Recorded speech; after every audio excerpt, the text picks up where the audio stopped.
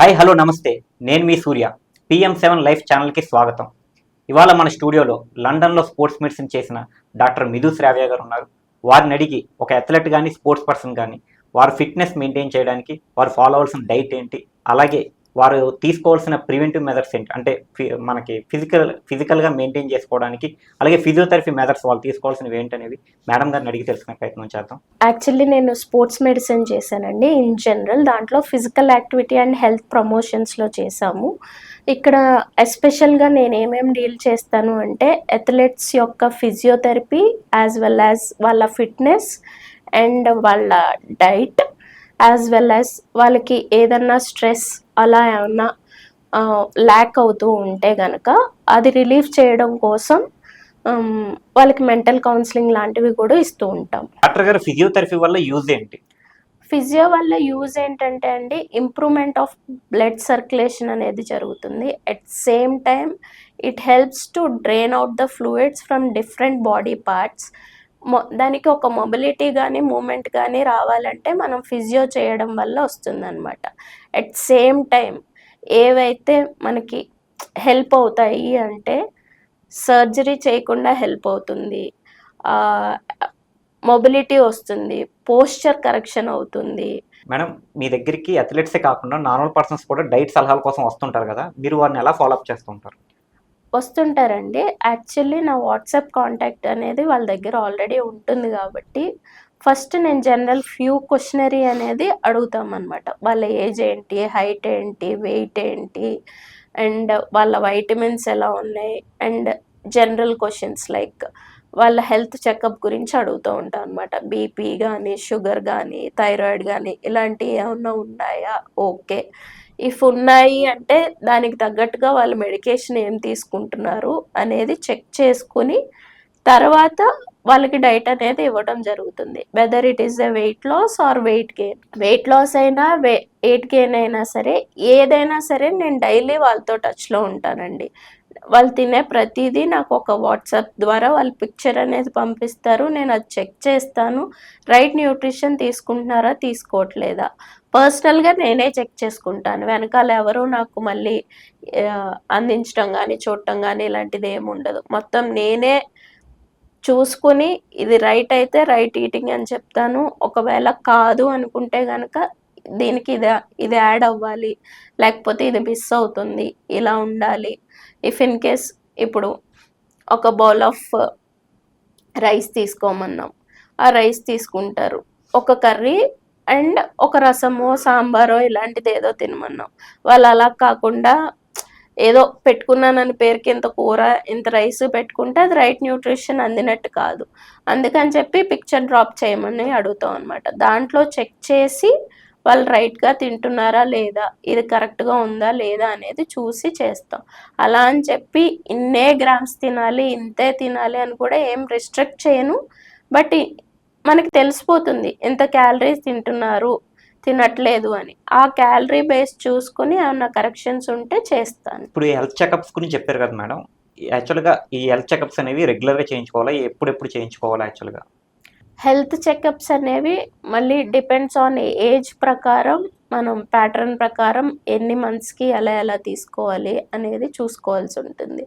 Below 25 వాళ్ళు yearly once చేయించుకుంటే సరిపోతుంది. 25 to 35 అయితే 6 monthsకి ఒకసారి చెకింగ్ అనేది ఉంటుంది. అబోవ్ 50 అయితే 3 to 6 months లోపల మనం చేయించుకుంటే బాగుంటుంది. ఏం చేయించుకోవాలి అంటే ఎస్పెషల్లీ వైటమిన్స్ చెక్ చేయించుకోవాలి. At same time iron, magnesium, calcium ఇలాంటివి చేయించుకుని BP, sugar, thyroid, liver function test and kidney function test, these are the basics. ఇవి ఫాలో అయితే సరిపోతుంది. దీని ప్రకారం మనకి ఏ హెల్త్ రిలేటెడ్ ప్రాబ్లమ్స్ ఉన్నాయి అనేది బేసిక్ ఐడియా అనేది వచ్చేస్తుంది. ఇప్పుడు for example heart related, cardiac related అంటే అది ఇయర్లీ వన్స్ ఎవరైనా సరే చెక్ చేయించుకుంటే మనకి ఏంటి అనేది ఒక ఐడియా ఉంటుంది. అది కూడా మనకి ఫ్యూ సైన్స్ బట్టి మనకు అర్థమవుతుంది హార్ట్ రిలేటెడ్ ఇష్యూస్ ఉన్నాయేమో అని. లేదు నేను చేయించుకోగలను అంటే ఇయర్లీ వన్స్ తీసుకుంటే సరిపోతుంది. Okay okay. యాక్చువల్గా ఇప్పుడు మీరు చేసే ఈ యొక్క ట్రీట్మెంట్ ఓన్లీ అథ్లెట్స్కి ఏమైనా జనరల్ పీపుల్కి కూడా ఉంటుందా ఏమన్నా? ఓన్లీ అథ్లెట్స్ అని ఏముండదండి, ఎవరికైనా చేస్తాం. బట్ స్పెసిఫికేషన్ వచ్చి అథ్లెట్స్ అవ్వడం వల్ల అందరూ ఓన్లీ అథ్లెట్స్కే చేస్తాం అనుకుంటారు. అలా ఏముండదండి, ఎవరైనా రావచ్చు, ఎవరైనా అప్రోచ్ అవ్వచ్చు, ఎవరికైనా ఫిజియోథెరపీ కామనే, యాజ్ వెల్ యాజ్ డైట్స్ కామన్గానే ఉంటాయి. కాబట్టి అథ్లెట్కి వచ్చేసరికి కొంచెం డిఫరెంట్ మోడ్ ఆఫ్ డైట్స్ ఉంటాయి, నార్మల్ పీపుల్కి ఒక డిఫరెంట్ మోడ్లో వెళ్తాము అంతే. Okay okay. ఇప్పుడు అథ్లెట్స్ కానీ స్పోర్ట్స్ పర్సన్స్ కానీ మేడం ఏ ఏ ఏజ్ నుంచి మీ దగ్గర మిమ్మల్ని అప్రోచ్ అవ్వాలి యాక్చువల్గా, అంటే వాళ్ళు డే టు డే ఫిట్నెస్ ఉండడానికి? ఇక్కడ ఏజ్ అనేది if in case for example మనం క్రికెటర్స్ అనుకుందాం, క్రికెట్ అనేది ఆఫ్టర్ 6 or 8 ఆ ఏజ్ నుంచి స్టార్ట్ చేస్తారు. సో ఆ ఏజ్ నుంచి స్టార్ట్ చేసినప్పుడు వాళ్ళకి ఏ రకంగా మనం డైట్ ఇవ్వచ్చు, ఆర్ ఎల్స్ ఇప్పుడు అలాగే టిల్ వాళ్ళు 21-30 వరకు కూడా మనం చూస్తాం. సో డిపెండ్స్ ఆన్ ఏజ్ బట్టి వాళ్ళ న్యూట్రిషనల్ లెవెల్స్ అనేవి మారుతూ ఉంటాయి అన్నమాట. Okay okay. ఇప్పుడు యాక్చువల్గా ఇప్పుడు మీరు డైట్ కూడా మీరు చెప్తారు కదా అథ్లెట్స్ కానీ స్పోర్ట్స్ పర్సన్ కానీ, అయితే ఇప్పుడు వాళ్ళు ఎక్కువగా ప్రోటీన్ పౌడర్స్ తీసుకుంటారు కదా మేడం. నా డౌట్ ఏంటంటే సాధారణంగా బయట ప్రోటీన్ పుష్కలంగా మనకు తినే ఆహార పదార్థాలు దొరుకుతుంది. అవి దొరుకుతున్నప్పుడు కూడా ఎందుకు మనం ప్రోటీన్ పౌడర్స్ తీసుకోవాలి? గుడ్ క్వశ్చన్ అండి. యాక్చువల్లీ ప్రోటీన్ పౌడర్ ఎందుకు తీసుకోవాలి అంటే, అందరూ ఏమనుకుంటారంటే ప్రోటీన్ పౌడర్ కొంతమంది ఫ్యూ కేసెస్లో అసలు తీసుకోకూడదని, ఫ్యూ కేసెస్లో తీసుకోవచ్చని ఇలా మాట్లాడుతూ ఉంటారు. ఇది డిపెండ్స్ ఆన్ చాయిస్ అండి. నా చాయిస్ ప్రకారం అయితే గనక తీసుకోవచ్చు. ఎవరు తీసుకోవాలి అంటే, ఎవరైతే బాడీని బిల్డ్ చేస్తున్నారో, వాళ్ళు మజిల్ని బిల్డ్ చేసుకోవాలనుకుంటున్నారో వాళ్ళు తీసుకోవాలన్నమాట. అదే కట్ చేస్తున్నారు అంటే లూజింగ్ వెయిట్లో ఉన్నారు, వాళ్ళకి normal portions of good source of amount of nutrition అందిస్తే సరిపోతుంది, దాని నుంచే వచ్చేస్తుంది. ఇప్పుడు ప్రోటీన్ పౌడర్ అంటే అదేదో హాని చేసేస్తుంది అలా అనుకుంటున్నాం, అలా కాదండి. నథింగ్ బట్ ఇప్పుడు ఒక వే పౌడర్ ఇస్తున్నాం, ఒక స్కూప్ ఆఫ్ వే పౌడర్ అనేది మనకి ఎక్కడి నుంచి వస్తుంది, అది ఒక ఎక్స్ట్రాక్ట్ నుంచి తయారైంది. ఆ ఎక్స్ట్రాక్ట్ ఏంటి, చీజ్ కానీ కెసెన్ కానీ వీటి నుంచి వస్తాయి. సో ఇప్పుడు వీడికి ఆల్రెడీ ఒక 6 మీల్స్ ఇస్తాం అనుకోండి, ఆ 6 మీల్స్లోంచి చీజ్, యోగట్ అన్నీ కూడా ఇస్తాం, కానీ ఇక్కడ కావాల్సింది మనం బాడీ బిల్డ్ చేస్తున్నాం. సో ఎంత ఇచ్చినా కూడా వాళ్ళ పోర్షన్ లెవెల్స్ అనేవి చాలా తక్కువగానే ఉంటాయి. కాబట్టి మనం ఒక సప్లిమెంట్గా ప్రోటీన్ పౌడర్ని అందిస్తున్నాం అంతే. So it's like A supplement, nothing good or bad అనమాట. ఇప్పుడు మీరు మజిల్ని బిల్డ్ చేసుకోవాలి అనుకుంటే కనుక గుడ్ అమౌంట్ ఆఫ్ ప్రోటీన్ అనేది మనకు కావాలి కాబట్టి మనం సజెస్ట్ చేస్తాం. అదే మనం లీన్ బాడీ కావాలి అనుకుంటే రైట్ న్యూట్రిషన్ అందిస్తే సరిపోతుంది. డాక్టర్స్ ఎక్కువగా మేడం గట్ అంటారు. అసలు యాక్చువల్గా గట్ అంటే ఏంటి మేడం? గట్ అంటే ఏం లేదండి, gut is nothing but our digestion system అనమాట. మన డైజెస్టివ్ సిస్టంలోకి మనం ఏదైతే ఫుడ్ ఇస్తున్నామో ఆ ఫుడ్ని ఎలా బ్రేక్ డౌన్ చేసుకుంటుందో, అది బ్రేక్ డౌన్ చేసుకొని న్యూట్రియంట్స్ని అబ్జర్వ్ చేసుకుని బయటికి ఎలా ఎక్స్ట్రాక్ట్ చేస్తుందో ఒక వేస్ట్ రూపంలో, దాన్ని గట్ అంటాం. అదే మన గట్ ఎలా ఉంది అనేది తెలుసుకోవాలి అనుకుంటే గనక ఇప్పుడు మనం ఒక క్వాంటిటీ ఆఫ్ ఫుడ్ అనేది తీసుకుంటున్నాం, రోజుకి ఒక 3 మీల్స్ అనేవి తీసుకుంటున్నాం. ఆ 3 మీల్స్ సరిగ్గా ప్రాపర్గా డైజెస్ట్ అవుతుందా లేదా, అది coming out of or extract of waste బట్టి ఉంటుందన్నమాట. ఫ్యూ మెంబర్స్ ఆర్ కాన్స్టిపేట్ అవుతూ ఉంటారు, కొంతమంది వచ్చి ఈ రెగ్యులర్గా వాష్రూమ్కి వెళ్ళాల్సి వస్తుంది, కొంతమంది వచ్చి లైక్ కొంచెం ఇబ్బంది పడుతూ ఉంటారు. ఇది ఏంటి అనేది మనం ప్రాపర్గా మనల్ని మనమే చెక్ చేసుకుంటాలి. మన గట్ బాగుంటే రోజుకి 2 సార్లు ప్రాపర్గా ఉంటుంది, ఆర్ఎల్స్ మన గట్ బాగాలేదు అంటే అది ఇబ్బంది పెట్టేటప్పుడు నెంబర్ ఆఫ్ మల్టిపుల్ టైమ్స్ వెళ్తుంటుంటే దాన్ని ఇరిటబుల్ బౌల్ సిండ్రోమ్ అని కూడా ఉంటారు. ఇవన్నీ మనం చెక్ చేసుకుంటూ ఉండాలి. అట్ సేమ్ వెల్ యాజ్ ఏదన్నా ప్రాబ్లమ్స్, అదే కాన్స్టిబ్యూట్ అయినా ఇరిటేటబుల్ బౌల్ సిండ్రోమ్ ఉన్నా మనం ఇమ్మీడియట్గా ఒకసారి డాక్టర్తో చెక్ చేయించుకొని అప్పుడు మనం ప్రాపర్ ఏ న్యూట్రిషన్ తింటే బాగుంటుంది, ఎలా తినాలి అని అప్పుడు ఒక న్యూట్రిషన్ని కన్సల్ట్ చేసి తినాలి. అంటే ఇదెందుకు ఎక్స్ప్లెయిన్ చేయాల్సి వస్తుందంటే చాలా మంది వస్తూ ఉంటారు, మాకు ఇది పడట్లేదండి, అది పడట్లేదండి, ఇలా అవుతుందండి, అలా అవుతుంది అంటే అండి అంటున్నారు. ఫస్ట్ మనల్ని ఎగ్జామినేషన్ చేసుకుని తర్వాత మనం దాన్ని బట్టి ఏ డాక్టర్ని కన్సల్ట్ చేయాలో చూసి ఆ తర్వాత న్యూట్రిషనిస్ట్ దగ్గరికి వస్తే ఓకే వీళ్ళకి ఈ ప్రాబ్లం ఉంది కాబట్టి వీళ్ళకి ఈ టైప్ ఆఫ్ ఫుడ్స్ ఇస్తే ఇలా డైజెస్ట్ అవుతుంది అనేది మనకు ఒక ఐడియా ఉంటుంది అనమాట. నెక్స్ట్ మేడం, యాక్చువల్గా ఈ అథ్లెట్స్ కానీ స్పోర్ట్స్ పర్సన్ కానీ మజిల్ గెయిన్ చేయడానికి మీరు ఇందాక ప్రోటీన్ పౌడర్స్ మనం రిఫర్ చేస్తామని చెప్పారు. ఒక్కొక్కసారి వాళ్ళు వెయిట్ లూజ్ అవ్వడానికి మీ దగ్గరకు వస్తూ ఉంటారు. మీరు అప్పుడు ఏ ప్రొసీజర్ వాళ్ళకి చెప్తూ ఉంటారు? యాక్చువల్లీ అథ్లెట్కి వచ్చి ఇప్పుడు అదే ఇందాక మనం అనుకున్నాం కదండి, అదే కిడ్ ఆర్ గ్రోయింగ్ పర్సన్ అని అనుకుంటే గనక వాళ్ళ యొక్క క్యాలరీస్ వచ్చేసరికి 2200 to 3000 క్యాలరీస్ వరకు ఉంటాయండి. Depends on their practice time బట్టి చెప్తున్నాను, నేను ఒక రఫ్ క్యాలిక్యులేషన్లో చెప్తున్నాను. అదే మనం ఇప్పుడు లీన్ బాడీ కావాలి అని అనుకుంటున్నారు, ఆల్రెడీ ఎక్సెస్ వెయిట్ ఉన్నారు అనుకోండి, వాళ్ళకి కూడా సేమ్ అంతే, కొంచెం క్యాలరీ డెఫిషియెంట్ చేసి ప్రాపర్ న్యూట్రియంట్స్ అందిస్తూ అప్పుడు సప్లిమెంట్స్ లైక్ వైటమిన్స్ ఇవన్నీ యాడ్ ఆన్ చేసుకుని ఇస్తూ ఉంటామండి. ఓకే, నెక్స్ట్ మేడం, ఇప్పుడు ఇది ఏదైతే ఇప్పుడు మీరు చెప్పారు కదా సప్లిమెంట్స్ ఇవన్నీ చెప్పారు కదా, అలాగా యాక్చువల్గా ఇప్పుడు కొంతమంది ఏంటంటే షుగర్ బదులు మేము జాగరీ వాడుతున్నాము, దానివల్ల ఏమన్నా మాకు ఇన్సులిన్ లెవెల్స్ తగ్గుతున్నాయా, ఇవి డౌట్స్ ఉంటాయి కదా మేడం, మీరు ఏం చెప్తారా? సబ్స్టిట్యూట్ కరెక్టేనా షుగర్ ప్లేస్ జాగరీ అనేది? యాక్చువల్లీ అండి ఇది good question and right myth ఏంటి అంటే, చాలా మంది ఏమనుకుంటారంటే, అంటే నా దగ్గరకు వచ్చే వాళ్ళ గురించి కూడా చెప్తున్నాను, యూజువల్గా మేము వచ్చి చాలా హెల్దీ ఈటింగ్ చేస్తున్నామండి, అస్సలు మేము షుగర్ అనేది తినం, నేను ఆల్రెడీ సబ్స్టిట్యూట్ చేసేసుకున్నాను బెల్లంతో అని చెప్తూ ఉంటారు. బట్ ఇక్కడ మీరు సబ్స్టిట్యూట్ చేసుకున్నారు కరెక్టే, కాదనట్లేదు. ఇప్పుడు మనం ఈటింగ్ హ్యాబిట్స్లో ఉంటుంది తప్పితే మనం ఓవరాల్గా ఒక డే ప్రొసీజర్ అంతా కూడా రైట్ క్వాంటిటీ ఆఫ్ ఈటింగ్ చేస్తే అది మీరు షుగర్ తిన్నా జాగరీ తిన్నా కూడా ఒకటేలాగా వర్క్ అవుతుంది. ఫర్ ఎగ్జాంపుల్ ఎలా చెప్పాలి అంటే, ఇప్పుడు ఇతను వచ్చి ఎవరైతే వచ్చారో వాళ్ళకి ఒక 4 or 5 times కాఫీ టీ అలవాటు ఉందాం అనుకుందాం, వారు ఆల్రెడీ షుగర్ కట్ చేసేసి జాగరీ వేసుకుని తీసుకుంటున్నారు అని అనుకుందాం. ఇప్పుడు షుగర్కి జాగరీకి గ్లైసమిక్ ఇండెక్స్ అని ఒకటి ఉంటుంది.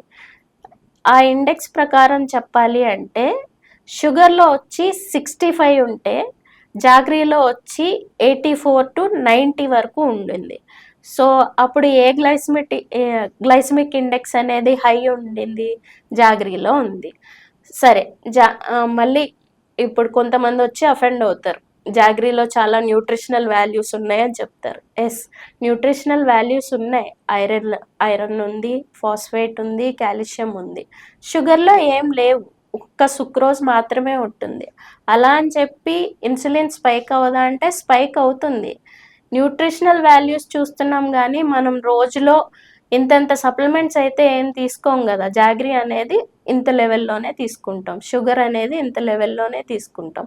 ఇక్కడ గుడ్ ఆర్ బ్యాడ్ అనేది ఉండదు, మనం ఈటింగ్ హ్యాబిట్స్ బట్టి ఉంటుందన్నమాట.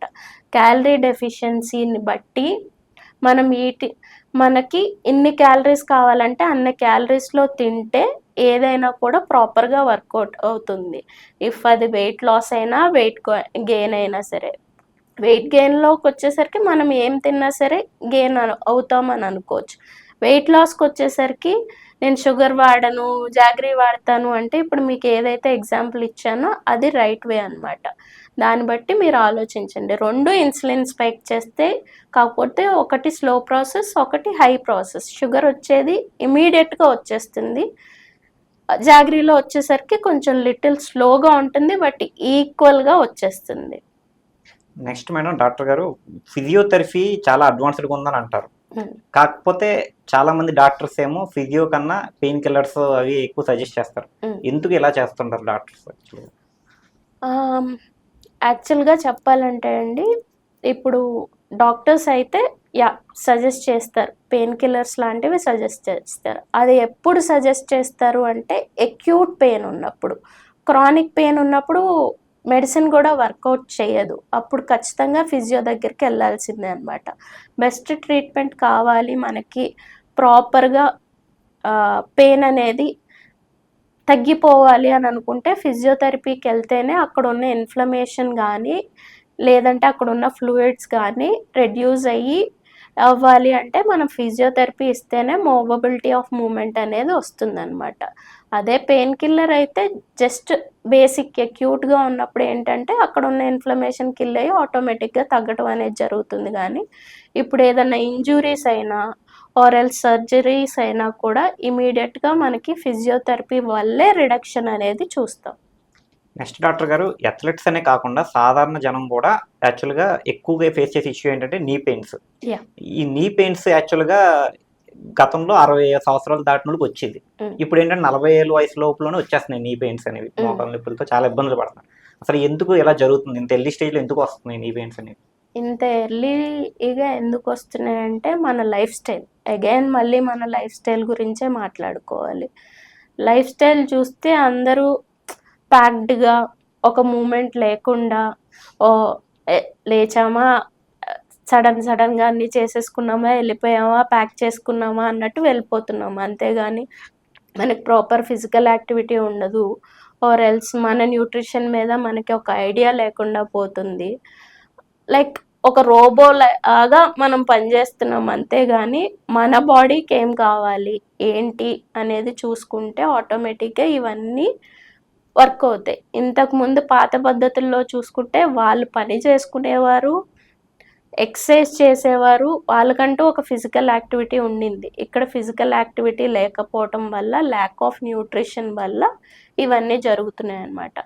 కాదు, అది మార్పు రావాలి అంటే ఫస్ట్ డైటరీ లైఫ్ మారాలి, యాజ్ వెల్ యాజ్ ఏదో ఒక activity either walking are cycling లాంటివి చేసుకుంటే ఇవి బెస్ట్ ఎక్సర్సైజెస్ కింద అవుతాయి. వాకింగ్ కూడా మాట్లాడుకుంటే వెళ్ళాం కాదు, బ్రిస్క్ వాక్ కావాలి. అలా అయితేనే అది ప్రాపర్గా వర్కౌట్ అవుతుంది. నెక్స్ట్ మేడం, ఇప్పుడు నీ పెయిన్ గురించి చెప్పుకున్నాం కదా, అలాగే ఇంకొక మేజర్ ఇష్యూ ఏంటంటే ఈ మధ్యకాలంలో డెస్క్టాప్ చేసే వాళ్ళందరూ ఫేస్ చేసే ఇష్యూ సర్వైటికల్ మన స్పాండిలైటిస్. అయితే డాక్టర్ దగ్గర వాళ్ళు చూపించుకోవడానికి వెళ్ళినప్పుడు వాళ్ళు ఏం చెప్తున్నారంటే విటమిన్ డెఫిషియన్సీ ఉంది, మీకు B12 తక్కువ ఉంది, D తక్కువ ఉందని ఏవో చెప్తున్నారు. అసలు ఎందుకు ఈ డెఫిషియన్సీ ఏర్పాటు అవుతుంది? డెఫిషియన్సీ ఏర్పాటు ఎందుకు వస్తుంది అంటే అండి, డెస్క్ జాబ్ అన్నప్పుడు అగైన్ వాళ్ళకి మూమెంట్ ఉండదు. అండ్ వర్కింగ్ లైఫ్ స్టైల్లో కూడా ఎక్కువ ఏసీలో ఉంటారు. అంతేగాని మనకి సరైన ఎక్స్పోజర్ ఉండదు సన్లైట్కి. సో దానివల్ల D డెఫిషియన్సీ అనేది వస్తుంది.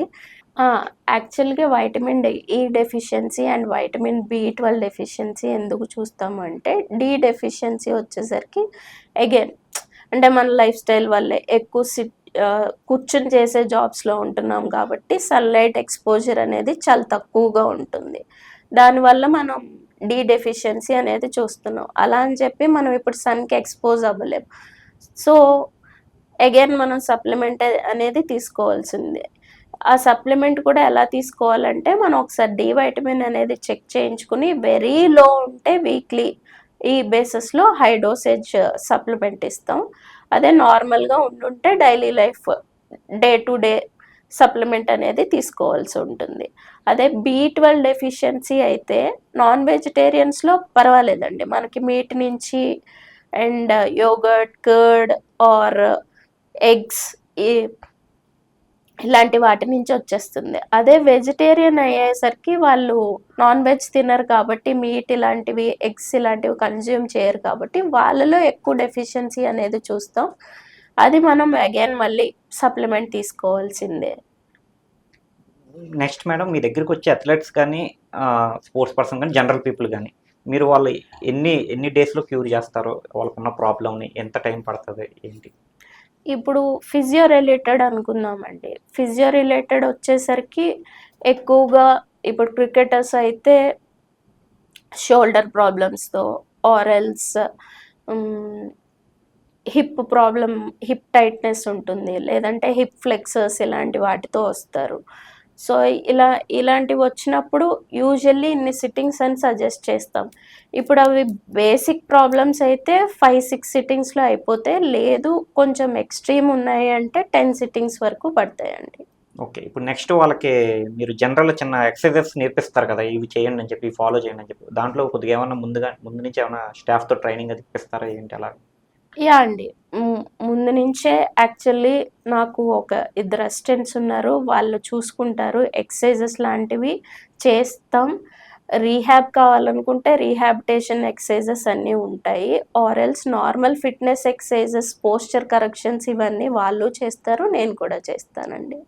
ఇప్పుడు యాక్చువల్‌గా ప్రాబ్లమ్ వచ్చినప్పుడు మీ దగ్గర రాకముందే వచ్చే కన్నా ముందుగానే మిమ్మల్ని సజెస్ట్ చేసుకొని మేమేమన్నా కొద్దిగా తీసుకోవచ్చా అథ్లెట్స్ గాని, స్పోర్ట్స్ పర్సన్స్ గాని ఎవరైనా? తీసుకోవచ్చండి. హ్మ్. ఎవరైనా తీసుకోవచ్చు యాక్చువల్లీ.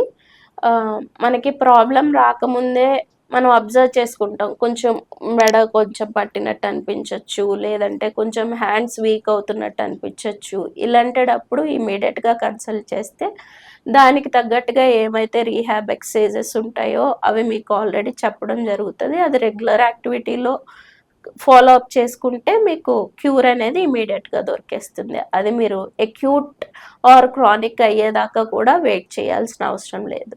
అదే ఇప్పుడు అక్యూట్, క్రానిక్ అన్నారు కదండీ! అది ఏ స్టేజ్‌లో ఉందో ముందు ఒక మీరు చెకప్స్ ఏమైనా రిఫర్ చేసి ఆ తర్వాత తీసుకుంటారా ఎలాగా?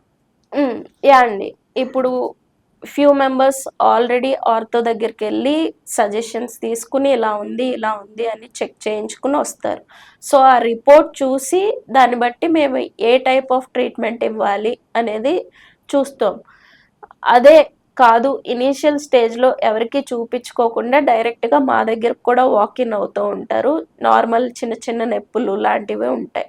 అవి ఇన్ పర్సన్ నేను కొన్ని యాక్టివిటీస్ ద్వారా చేయించి లైక్ స్ట్రెచింగ్ చేయించో లేకపోతే సైడ్ బెండ్స్ ఇలాంటివన్నీ చేసి ఎలా ఉంది ఏంటి అనేవి ఫిజికల్‌గా టెక్స్ట్ చేసి ఓకే. ఇవి ఇలా ఉన్నాయి కాబట్టి ఇప్పుడు ఇవి చేయించొచ్చు అని దానికి తగ్గట్టుగా ఎక్సర్సైజెస్ అనేవి సజెస్ట్ చేస్తామండి. మేడం మీరు లండన్‌లో స్పోర్ట్స్ మెడిసిన్ కోర్స్ చేశారు కదా! అక్కడ కూడా ఎవరినైనా క్లయింట్స్ గాని ఎవరన్నా మీ దగ్గర అప్రోచ్ అవుతే మీరు ట్రీట్మెంట్ ఇస్తున్నారా ఏంటి? యాక్చువల్లీ బిఫోర్ ఒక 4 ఇయర్స్ బ్యాక్ అయితే అక్కడే ఉండుండేదాన్నండి. అప్పుడు ఎన్‌హెచ్‌ఎస్‌లో వర్క్ చేశాను. అట్ సేమ్ టైమ్ అక్కడున్న పేషెంట్స్‌ని వాళ్ళని వీళ్ళని ట్రీట్ చేస్తూ ఉండేవాళ్ళం. ఇప్పుడేంటి అంటే ఆన్ అండ్ ఆఫ్ వెళ్తూ వస్తూ ఉంటాను. Few of my old clients ఉంటారు కదా! వాళ్ళేమన్నా సజెషన్స్ అడిగితే అది ఆన్‌లైన్‌లో ట్రీట్ చేస్తాం. ఇన్ పర్సన్ ఎళ్ళినప్పుడు కూడా ట్రీట్మెంట్ అనేది చూస్తూ ఉంటానండి. మేడం జనరల్‌గా డాక్టర్స్ వాకింగ్ చేయండి అని ప్రిఫర్ చేయగానే ఎవరు తోచిన విధంగా వాళ్ళు చేస్తుంటారు. అసలు వాకింగ్ చేసే విధానం ఏంటి సరైన విధానం? వాకింగ్ చేసే విధానం అంటే ఫస్ట్ థింగ్ మనం పోస్చర్ సరిగ్గా చూసుకోవాలండి.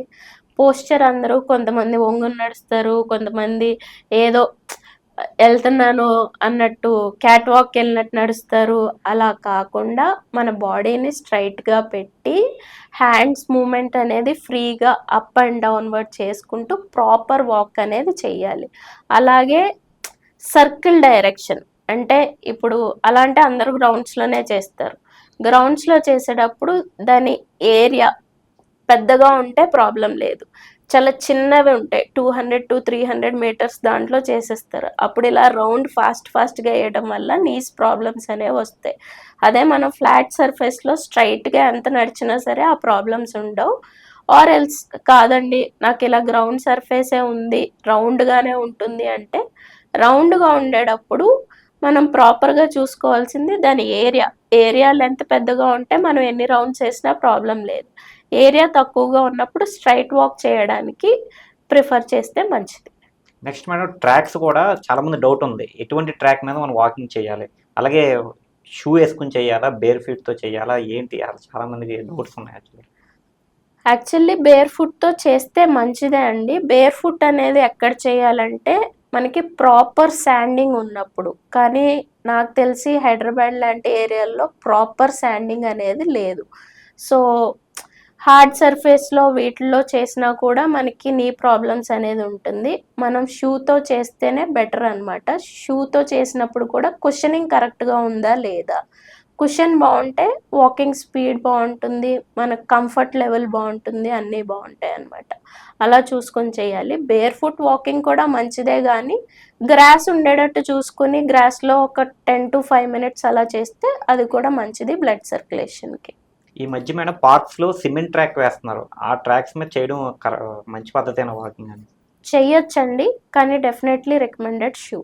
ఓకే. వితౌట్ షూ చేస్తే ప్రాబ్లమ్స్ ఫేస్ చేయాల్సొస్తుంది. వితౌట్ వితౌట్ షూస్ చేస్తే ఆబ్వియస్గా అది ప్రాబ్లమెటిక్ అవుతుంది. ఎందుకంటే ఈవెన్ సర్ఫేస్ ఉండదు మనకి, ట్రాక్ అనేది అలా వేసినప్పుడు సిమెంట్ సర్ఫేస్, ఈవెన్ సర్ఫేస్ ఉండకపోవడం వల్ల అగైన్ నీ ప్రాబ్లమ్స్ వచ్చే ఛాన్సెస్ చాలా హై ఉంటాయి.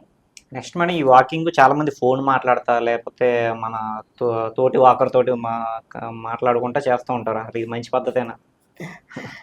యాక్చువల్గా చెప్పాలి అంటే అండి, వాకింగ్ మనం చేసేదే మన స్ట్రెస్ ఫ్రీ చేసుకోవడానికి. సో మనం అగైన్ ఫోన్స్లో పక్కన వాళ్ళతో మాట్లాడుతూ ఉంటే మళ్ళీ మీరు వేరే యాక్టివిటీస్ని, వేరే స్ట్రెస్ని తీసుకొచ్చి దాని రిలేటెడ్గా మాట్లాడుకుంటూ లేనిది మళ్ళీ మన దాంట్లోకి తెచ్చుకుంటున్నాం. మనం చేయాల్సింది హ్యాపీలీ వాక్.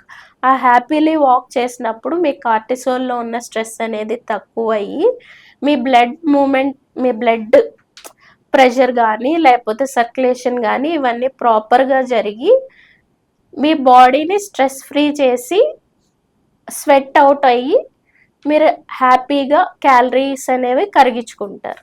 అది మానేసి నేను ఆడితో సోది పెడతాను లేదంటే వీడితో ఫోన్ మాట్లాడుకుంటాను అంటే మళ్ళీ అగైన్ లేని స్ట్రెస్ తెచ్చుకుని మనం ఒంటి మీద వేసుకున్నట్టే.